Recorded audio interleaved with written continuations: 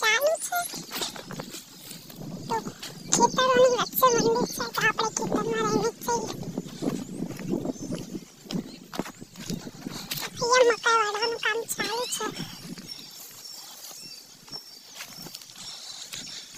બાજરો પાકી ગયો છે.